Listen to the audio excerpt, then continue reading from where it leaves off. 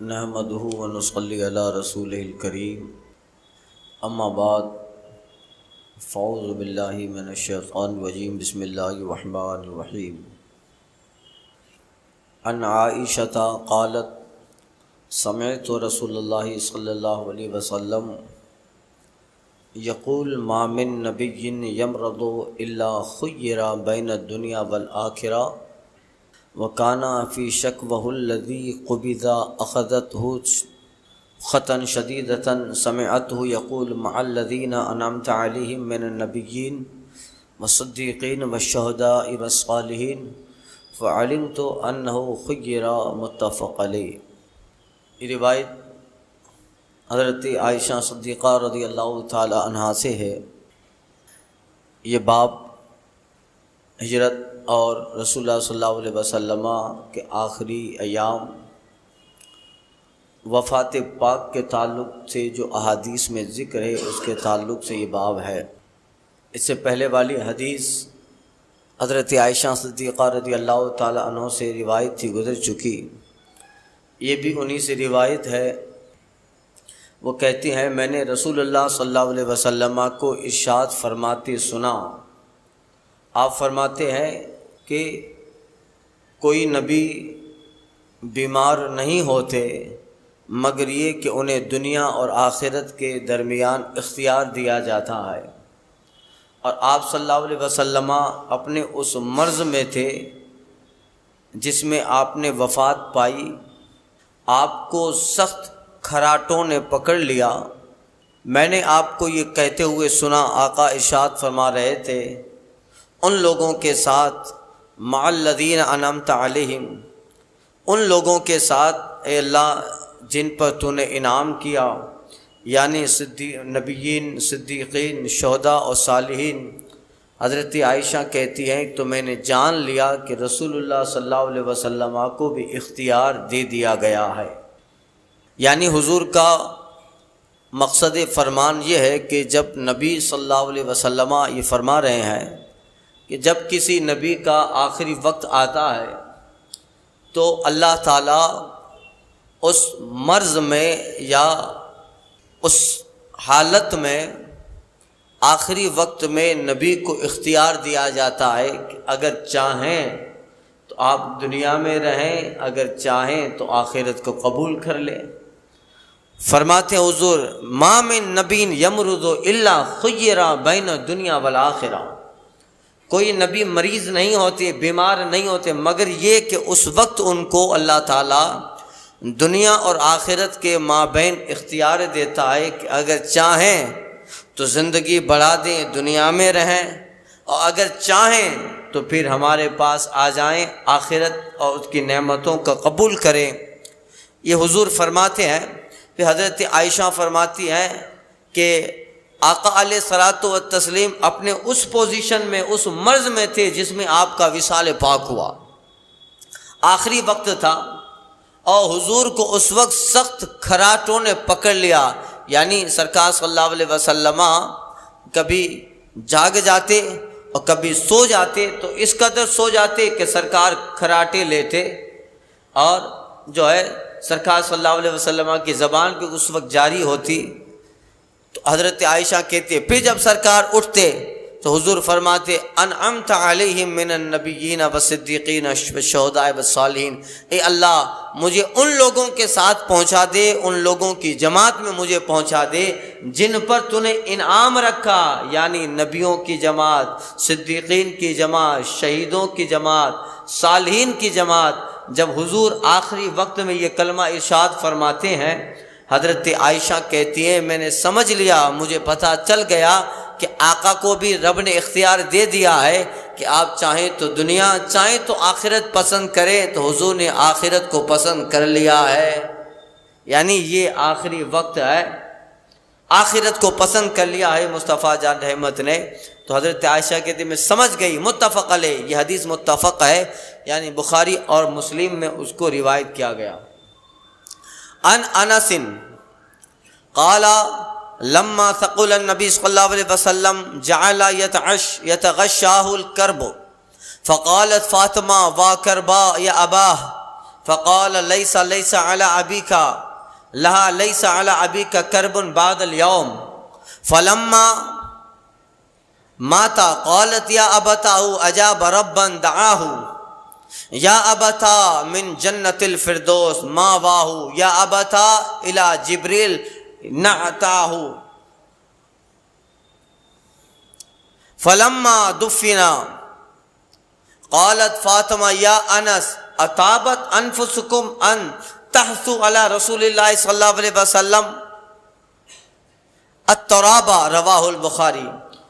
حضرت انس سے روایت ہے، وہ کہتے ہیں کہ جب نبی کریم صلی اللہ علیہ وسلم سخت بیمار ہو گئے، حضور کی بیماری سخت ہو گئی، لما ثقل النبی صلی اللہ علیہ وسلم، یعنی آقا علیہ الصلوۃ والتسلیم جب سخت بیمار ہو گئے، آخری وقت تھا، تو حضرت یہاں تک کہ کہتے ہیں جعل یتغشاہ الکرب، یہاں تک کہ آپ پر بے چینی چھا گئی، آخری مرض وفات کا وقت قریب ہے، بے چینی چھا گئی، سرکار صلی اللہ علیہ وسلم کا کرب بڑھنے لگا، بے چینی بڑھنے لگی آخری وقت میں۔ کیا ہوا؟ حضرت فاطمہ کہتے واہ کرب ابا ہو، ہائے میرے باپ کی بے چینی، ہائے میرے ابا کی بے چینی، ہائے میرے باپ کی تکلیف۔ جب یہ سنا حضور نے تو آقا فرماتے ہیں لیسا علی ابی کا کرب بعد اليوم، اے فاطمہ اب یہ آخری بے چینی ہے، اس کے بعد اب تیرے باپ کے لیے کبھی بھی بے چینی اور تکلیف نہیں ہے، اس کے بعد اب لیسا علی ابی کا، تیرے باپ پر اس کے بعد اب کبھی بے چینی نہ ہوگی۔ یہاں تک کہ فلما ماتا، یہاں تک کہ اسی جملے کے بعد اور کچھ لمحات کے بعد سرکار صلی اللہ علیہ وسلم وصال پا گئے، وفات پاک ہو گئی، تو حضرت عائشہ، حضرت فاطمہ زہرا رضی اللہ تعالی عنہا، ان کی آنکھوں سے آنسو جاری ہو گئے۔ اب آقا علیہ الصلوۃ والتسلیم کا دنیا سے چلا جانا، اللہ اللہ سنیے، فلما ماتا، پھر آقا علیہ الصلوۃ والتسلیم جب وصال پاک فرما گئے، حضرت فاطمہ کی یا ابتا اجاب ربا دعاہ، اے میرے باپ، اے میرے والد گرامی، فاطمہ زہرا بولی ہائے ابا جان، آپ نے اپنے رب کا بلاوا قبول کر لیا، آپ نے اجابا ربا دعاہ، آپ نے اپنے رب کا بلاوا قبول کر لیا، یا بتاؤ من جنت الفردوس ماواہ، اے ابا جان آپ نے جنت الفردوس کو ٹھکانہ بنا لیا، آپ نے جنت الفردوس کو ٹھکانہ بنا لیا، یا ابتاؤ الی جبریل ننعاہ، حضرت فاطمہ زہرا کہتی ہیں کہ ہائے آپ نے جنت الفردوس کو اپنا مقام بنا لیا، ہائے ابا جان اب ہم جبریل کو تعزیت دیتے، حضرت جبریل کو تعزیت دیتے، یعنی گویا وہ جملہ حضرت جبریل علیہ الصلوۃ والتسلیم کی طرف تعزیت کے طور پر ہے کہ اب جبریل کا دوبارہ وحی لے کر زمین پہ آنا نہ ہوگا۔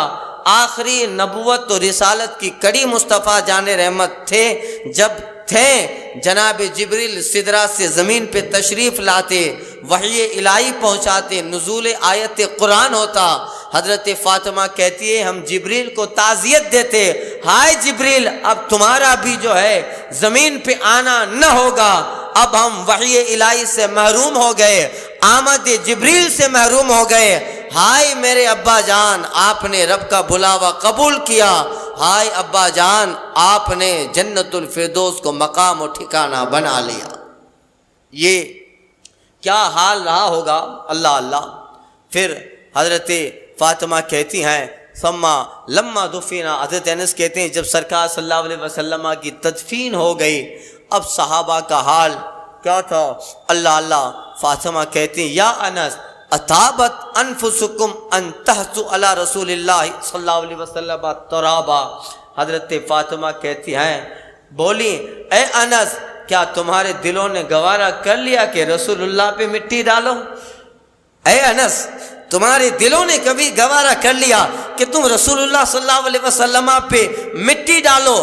یہ جملہ حضرت فاطمہ زہرا کا اس قدر صحابہ انس بن مالک ازواج مطہرات کے دلوں میں لگنا تھا کہ سب رونے لگے، آنکھوں سے آنسو جاری ہو گئے۔ آگے والی حدیث آ رہی ہے، حضرت جو ہے انسی سے روایت ہے، وہ کہتے ہیں ہم نے زندگی میں ایسا تاریک و برا دن نہیں دیکھا جس دن رسول اللہ ہم سے ظاہری دنیا سے جدا ہو کر رب سے ملے، وفات پاک پا گئے۔ یہاں تک کہ صحابہ کی اتنے مدبر صحابہ، حضرت عمر کو کوئی خبر دیتا ہے ان توفین رسول اللہ صلی اللہ علیہ وسلم، مات النبی صلی اللہ علیہ وسلم، آقا وفات پا گئے، جیسا ہی حضرت عمر کو یہ خبر دی جاتی ہے وہ تلوار نکال لیتے ہیں کہ خاموش رہے، اگر آج کے بعد یہ کہا تو گردن اڑا ڈالوں گا۔ یہ حال تھا، صحابہ کو سمجھ میں نہیں آ رہا تھا کہ کیا کریں۔ ظاہر بات ہے جن کی وجہ سے ساری روشنی، ساری چمک تھی، وہ آقا اب ظاہری دنیا سے پردہ فرما گئے۔ گھر کا اگر ایک بڑا چلا جائے تو پھر چھوٹوں کا حال دیکھنے کے قابل ہوتا ہے، ان کا درد، ان کا کرب اور ان کا واو آویلا ایک دیکھنے کے سے تعلق رکھتا ہے۔ ان کے احساسات، گھر کا بڑا، سماج کا بڑا، ملک کا بڑا، یہ تو کونین کے بڑے تھے، مالک کے کونین تھے، اور کونین میں مصطفیٰ جان رحمت سے بڑا ساری خلقت میں کون ہے؟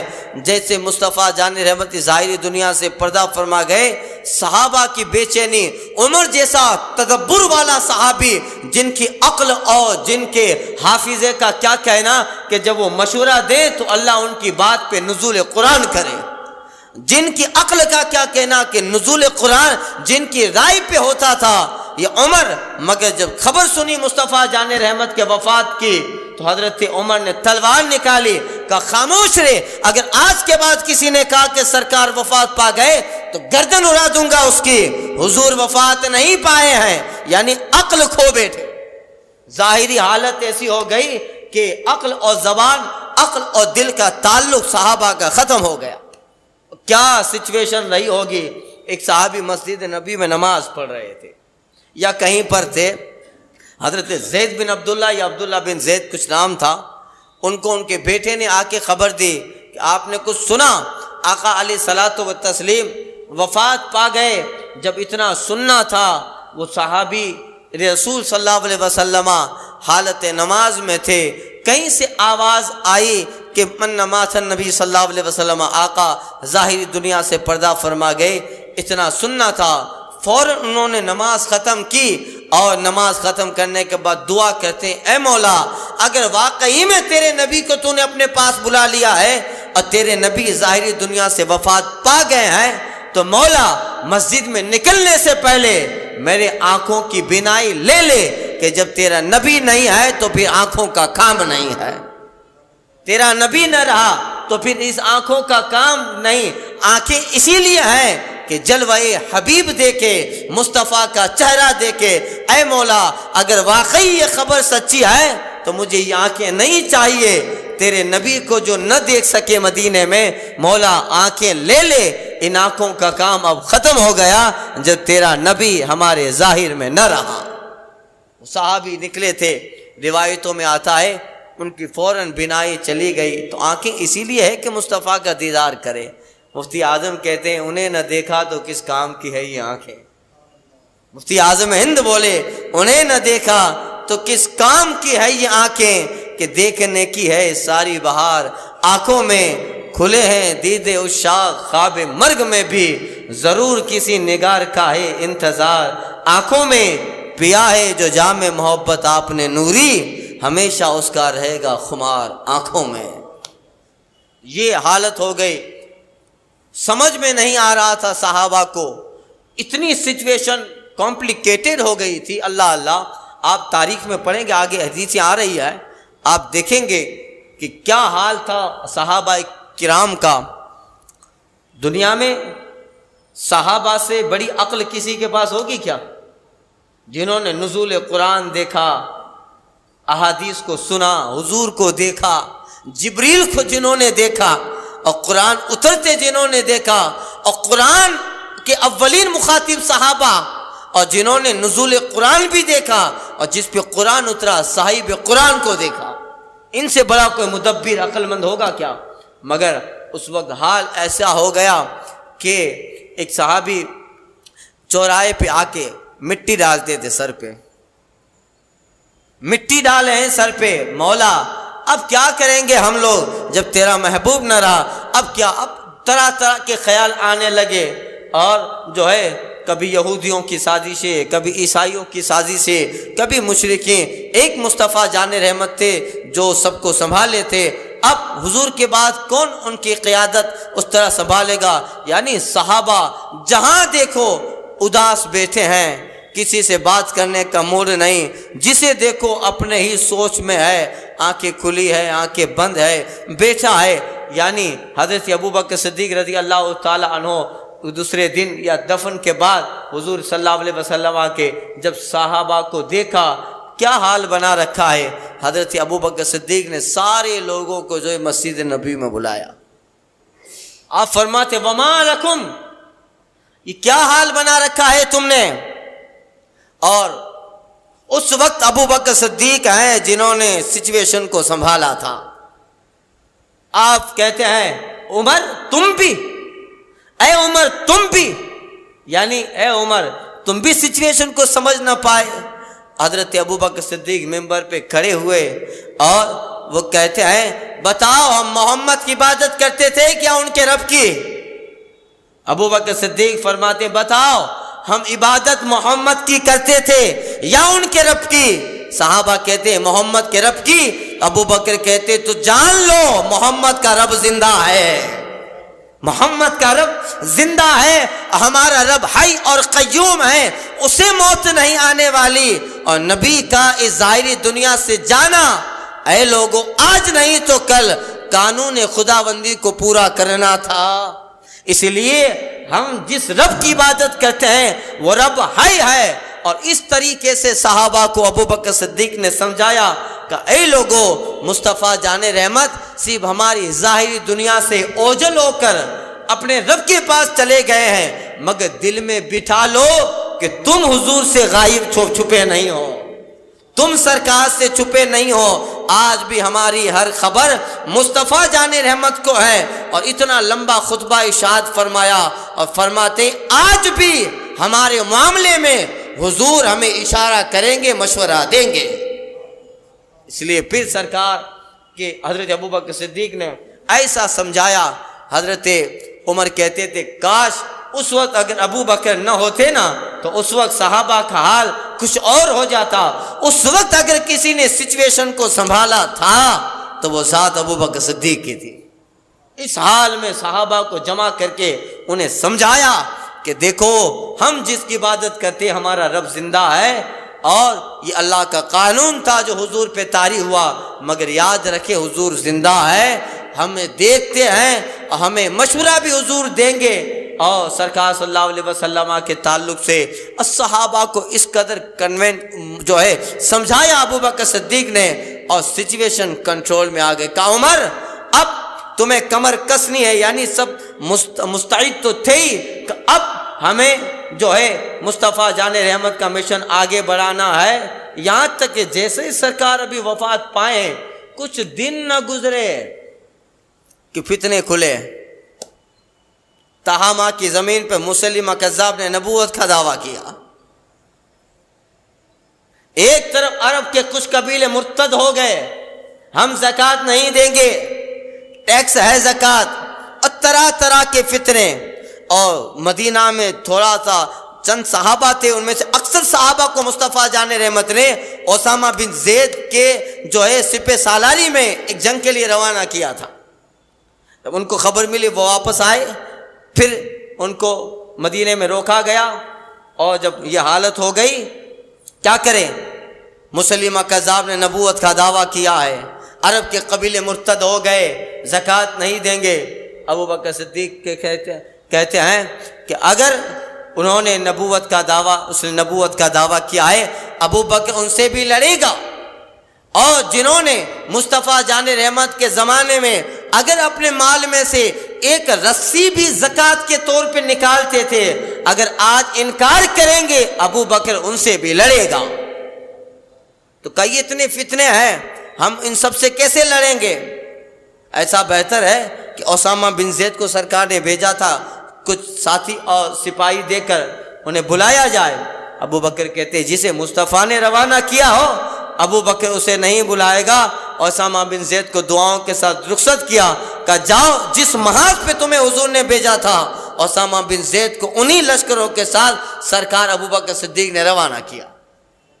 لوگ باتیں کرتے تھے ابو بکر صدیق اتنی سختی کرتے ہیں، اگر سختی اتنی ہوئی تو پھر کیا کریں گے؟ ایک تو لشکر کم ہے اور اس طرح سے فتنے اٹھے ہیں. حضرت عمر کہتے ہیں ابو بکر اب حالات وہ نہیں ہیں جو حضور کے زمانے میں تھے، نرمی کیجئے، نرمی کیجئے. حضرت ابو بکر کہتے او عمر اسلام لانے سے پہلے بہادر تھے اور اسلام لانے کے بعد بزدل بن گئے. یہ جملہ تھا ابو بکر صدیق کا. اسلام لانے کے بعد واللہ جو قانون مصطفیٰ نے دیا ہے اس قانون پہ عمل کروانا ابو بکر کی ذمہ داری ہے. میں مسیلمہ کذاب سے بھی جنگ کروں گا. اور پھر ابو بکر صدیق نے لشکر کو ترتیب دی اور اس طریقے سے سچویشن کو سنبھالا ہے. اللہ اللہ مسیلمہ کذاب سے لڑا گیا، اس کو مارا گیا اور وہاں اس کے اوپر جو ایمان لے آئے تھے ان میں سے بہت سارے لوگ پھر سے پلٹے اور پھر سے ایمان لے آئے.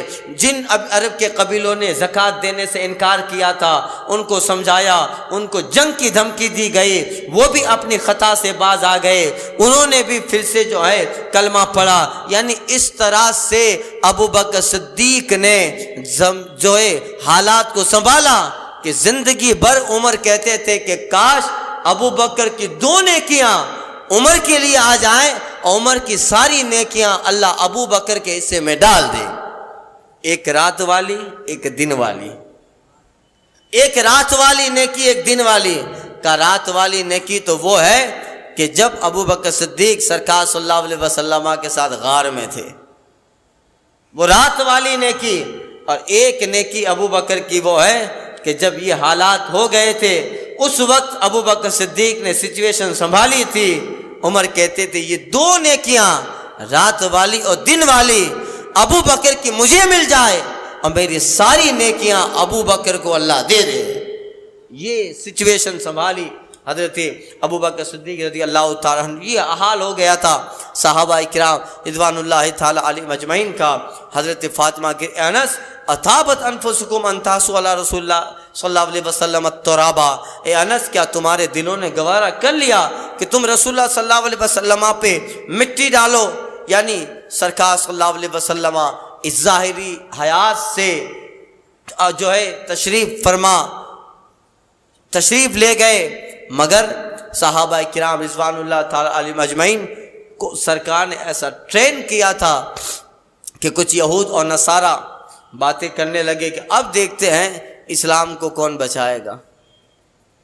اب دیکھتے ہیں ان کے ہائی کمانڈر نہ رہے، ان کے سرکار اور سردار و آقا نہ رہے، اب دیکھیں اسلام کون بچائے گا. اب اسلام کو مٹنے سے کوئی نہ روکے گا. مگر حضور نے اپنے صحابہ کو ایسا ٹرین کیا تھا، ایسا ٹرین کیا تھا کہ حضرت سرکار صلی اللہ علیہ وسلم کی ظاہری دنیا کے بعد حضرت ابو بکر صدیق نے حضور کی قیادت کو اور حضور کی نیابت کو ایسا سمجھالا. تقریباً 4 سال کے قریب حضرت ابو بکر صدیق کا دور خلافت اور حضرت عمر کا، عثمان غنی کا، مولا کائنات کا دور خلافت، ان کچھ سالوں کے اندر ان خلفائے راشدین نے حضور کی نیابت اور خلافت کو اس طریقے سے ذمہ داری اور دیانتداری سے سنبھالا کہ اسلام جو عرب کے جغرافیے میں محدود تھا، آدھی دنیا سے بڑھ کر اسلام کا کلمہ اور حضور کا فیضان لوگوں تک پہنچ گیا. یعنی ایسا ٹرین کر دیا تھا سرکار صلی اللہ علیہ وسلم نے. تو یہ وہ حال تھا، وہ حالات تھے جب سرکار صلی اللہ علیہ وسلم ظاہری دنیا سے وصال فرما جاتے ہیں، دفن کیا گیا سرکار صلی اللہ علیہ وسلم کو. یہ ساری باتیں جو احادیث میں آئی ہوا اور کئی دنوں تک یہ فطرت کا تقاضا ہے، غم ہوتا ہے، آنکھوں سے آنسو نکلتے ہیں. اللہ اللہ روایتوں میں تو آتا ہے کہ اس وقت حضرت جبریل بھی دست بستہ کھڑے تھے. وہ تو حضور کے خادم خاص ہیں اور ملائکہ کی جماعت حضرت جبریل کے ساتھ ملک الموت علیہ الصلاۃ والتسلیم تشریف لائے ہیں، اور 70,000 فرشتوں کی جماعت لے کر مصطفیٰ جان رحمت کی روح قبض انصری سے پرواز کرنے آئے، نکالنے 70,000 فرشتوں کی جماعت کے ساتھ ملک الموت سرہانے کھڑے ہیں مصطفیٰ جان رحمت کے، اور ملک الموت کہہ رہے ہیں یا رسول اللہ، جبریل سے حضرت ملک الموت کہہ رہے ہیں، اور جبریل آقا سے کہہ رہے حضور یہ ملک الموت ہیں، 70,000 فرشتوں کے ساتھ آئے ہیں، اگر اجازت دیں تو آپ کی روح کو قبض کریں، اگر آپ اجازت دیں تو آپ کی روح کو قبض کریں۔ آقا فرماتے ہیں مع الذین انعمت علیہم من النبیین والصدیقین والشہداء والصالحین، آقا فرماتے وفی الرفیق الاعلیٰ، فی الرفیق الاعلیٰ، ہاں اب اے مولا مجھے ان کے ساتھ پہنچا دے جن پر تو نے انعام و اکرام کیا، نبیین، صدیقین، شہداء و صالحین، فی الرفیق الاعلیٰ، اے مولا مجھے رفیق اعلیٰ میں پہنچا دے، بہتر ساتھیوں میں پہنچا دے۔ اور پھر اجازت کا اشارہ ملا، اور ملک الموت نے رب کے قانون کے مطابق عمل کیا، اور مصطفیٰ جان رحمت نے رب کے قانون کو لبیک کہا، اور مصطفیٰ جان رحمت کی روح اقدس کو جسم اطہر سے نکال لیا گیا۔ اللہ اللہ، یہ تھوڑی دیر کے لیے میں نے گزشتہ درس میں عرض کیا تھا، تھوڑی دیر کے لیے نکالا گیا، زمین، آسمان، عرش، اور عرش کی ان اعلیٰ جگہوں میں کوئی ایسی جگہ ہے ہی نہیں جہاں روح محمدی کو رکھا جائے، اس لیے نکالا، ایک قانون پورا ہوا۔ جیسے مصطفیٰ جان رحمت قبر انور شریف میں تشریف لے گئے، پھر آپ کی روح اقدس کو واپس جسم اقدس میں لوٹا دیا گیا۔ تو یہ سرکار صرف اللہ کے قانون کو پورا کرنا تھا۔ اعلیٰ حضرت کہتے ہیں انبیاء کو بھی اجل آنی ہے، مگر اتنی کہ فقط آنی ہے، اس کے بعد پھر ان کی زندگی مثل سابق وہیں جسمانی ہے۔ وآخر دعوانا ان الحمدللہ رب